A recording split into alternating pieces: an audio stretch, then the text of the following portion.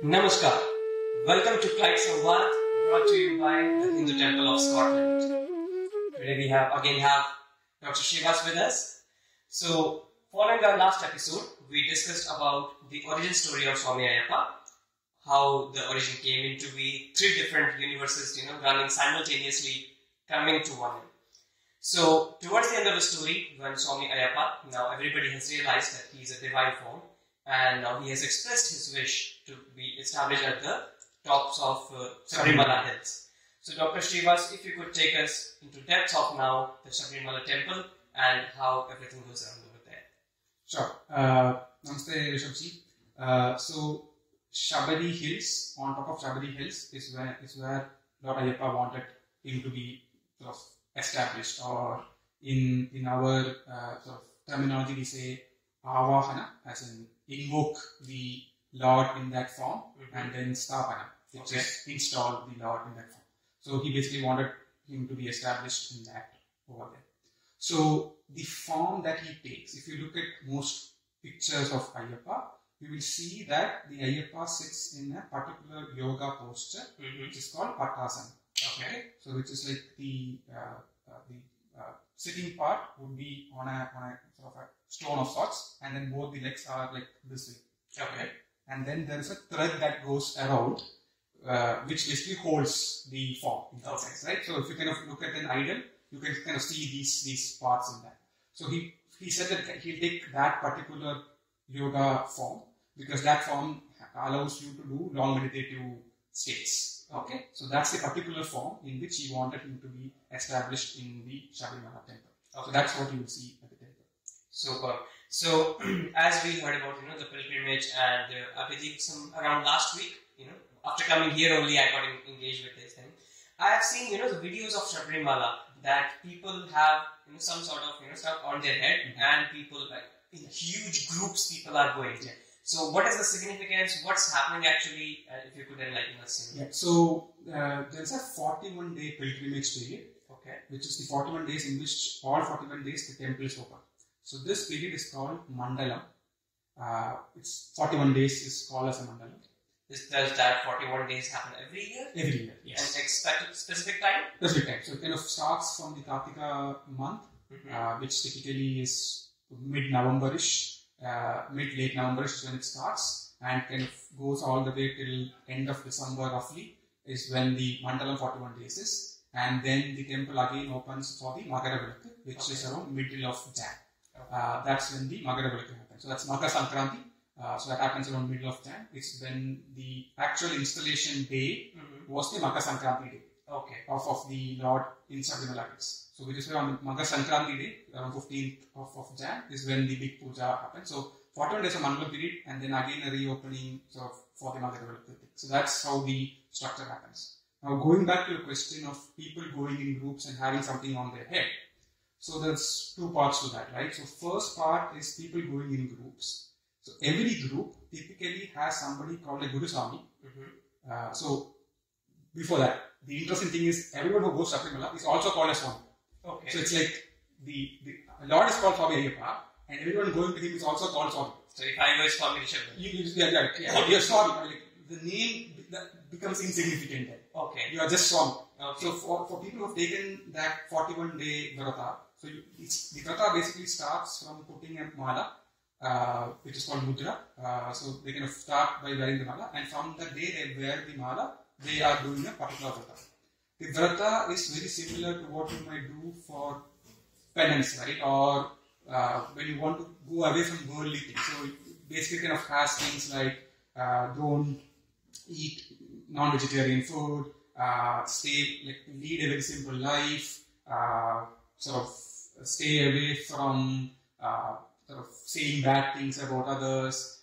Most people in the olden days just used to go without having the footwear on. So a lot of these basic things which kind of makes you grounded is what the 41-day period basically entails. So it's a penance period of sorts, right? So you kind of take a vrata or penance for 41 days and then go and see Lord Ayyappa. Now going back to the group. So each group typically has a lead person who, for that group, is the person who has gone most times to Sabarimala. He takes the role of a Guru Swami, as in like the lead of the group in that sense. And every group, every year, typically also has a Kannisami. Kannisami is the youngest going for the first time. Okay. So every year, the group ensures that they add one Kannisami to the group. So one new person typically. Okay. So typically, when you can have a group dynamics, it's like one lead, one new entrant. Okay, so at least 3 people will be there. At least. Something like that. Yeah. So that's some of the dynamics of the thing. So it's like every year it's continuity to the thing. Over a period of time, who was Kanni year 1, 15 years down the line might be the lead. So it sort of has a continuous element to how it kind of is. So that's the group dynamic element. Now going back to what they have on the head, it's called Irumudiketta. Okay. Iru as in 2. Okay, so there is 2 parts to the baggage that they are carrying. One part of the baggage will be in front of your head, the other part of the baggage will be behind your head. What's inside that is the front part basically has all the things which are basically offerings for the god. Okay. Right? It will be your camphor, your ghee, your coconut, all of those things. Offerings for the god, front part. Okay. Back part, what you need while on the trek, right? So it's a trek going up the hills. Oh, so people like start from their home walking, or so olden days it used to be longer walks. Okay. Now you can kind of go till somewhat nearby and then it's a smaller trek. Okay. So in the olden days you kind of had to go through the jungle all the way up. So in the back part you almost always had things like toothbrush to umikari is a form of paste. Things like that, what they might need on the go, right? So grains, things like that. So back part, your stuff, front part, God stuff. Okay. That's what you kind of carry in the thing. That's what you would have seen most popularly in the images of what's different about it. So by the time people will be entering the temple, they only have done the God stuff, or they still carry everything together? Depends on what is left. I mean, so okay. Because I didn't know, so just out of curiosity. So I remember, from our last episode, you also mentioned about the temple having exactly Lord Ayyappa, telling the people that there should be exactly 18 steps to the temple. What's the significance of that 18 steps? Really interesting thing, right? So the 18 steps has a philosophical meaning to the 18 steps. So 2 strands of philosophical thoughts. One strand is, it has 4 of the steps basically represents the Vedas. Okay. 6 of it represents the Upavedas. Next 6 represents the Upa-Angas. And then 2 of it represents the Upavedas. Okay. So we kind of go, each of this we can probably go into in a different episode as to what the Vedas are, the Upavedas are, things like that. So that's 18. That's one philosophical strand. The other philosophical strand basically is these 18 steps are representative of different types of attachments that we have. So your ragas, your gunas, your attachment to worldly things. So it kind of represents all of these 18 things. Okay. So the meaning of going up the 18 steps and seeing Lord Ayyappa is that you are overcoming all your worldly attachments, which the scriptures basically kind of talk about as to how you go and go about. So you kind of use the knowledge of the Vedas and use it to kind of go above all your worldly attachments and then go up and see the Lord. Okay. So that's the sort of philosophical meaning to 18 steps and then going up and seeing the Lord. And the other interesting part is, once you are up the 18 steps, what you see first is a board which says Tattvamasi. Okay. Which is Tat from Asi, as in you are one with the God. So it basically means that once you overcome all the worldly attachments, you are becoming one with the God. Okay. So that's the significance of the 18 steps and Tattvamasi board on top, and then you becoming one with the God. So you realizing your truest form. Yeah. Universal truth. Universal right? truth. So you are becoming one with the universal truth, and then overcoming all of things, becoming one with the universal truth. So that's like once you kind of know about all of this and then go up the 18 steps, you are like Swami, Shaman, and then like you are like I am one with the Swami. So this is why you are called Swami in the first place. Oh, okay. So you are eventually becoming one with the universal thought, and that's why you are called Swami through the 41 days period, and then you become one with the God itself. So that's like so much thought just been put, just in the establishment and building of just one. Yeah. Also, like when we talk about the architecture, so is there something significant about the way the temple has been built? So the temple initially was like basically a jungle temple of sorts, right? This is inside the forest where the temple is. So initial architecture was just a very basic sort of shed type thing.